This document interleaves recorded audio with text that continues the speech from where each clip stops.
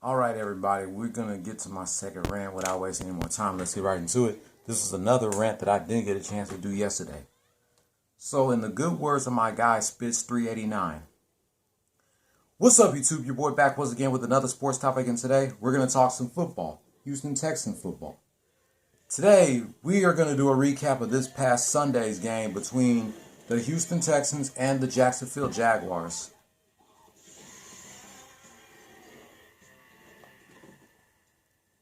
Before we get into that, let's get them on the line, y'all.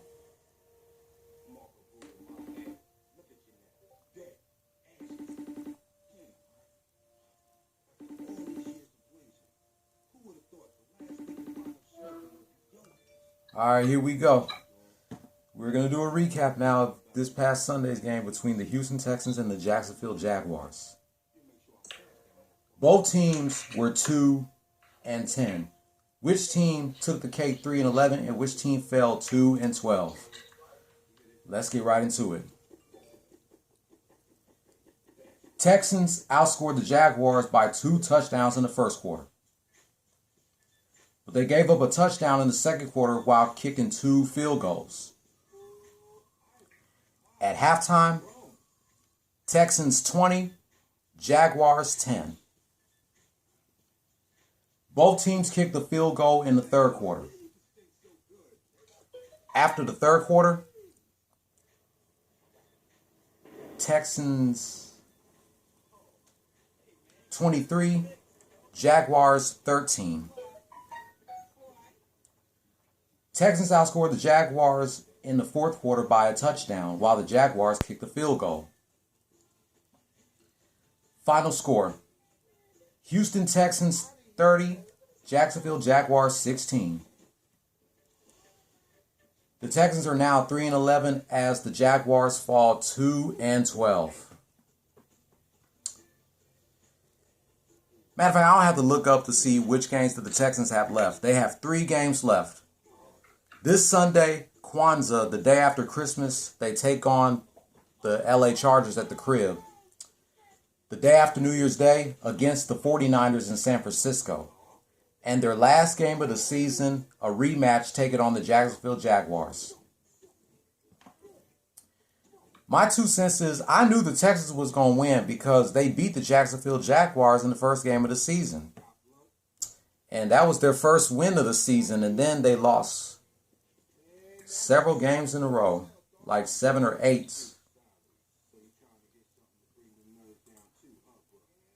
Let me see. September 12th. Yeah, September 12th, they won their first game. And then they lost from September 19th to November 7th. They lost 8 in a row, and they finally broke their losing streak when they beat the Titans 22-13. Then they lost 3 games in a row against the Jets, the Colts, and the Seahawks. All at the crib. Yep.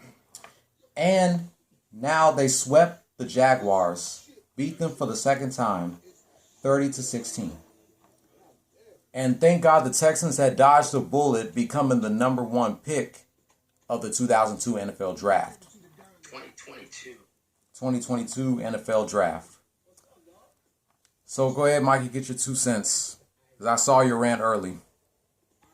Texans got the job done. And by the way, I just watched Spitz 389. He did his rant. We all knew the Texans were going to win, and they got the job done just to avoid disaster.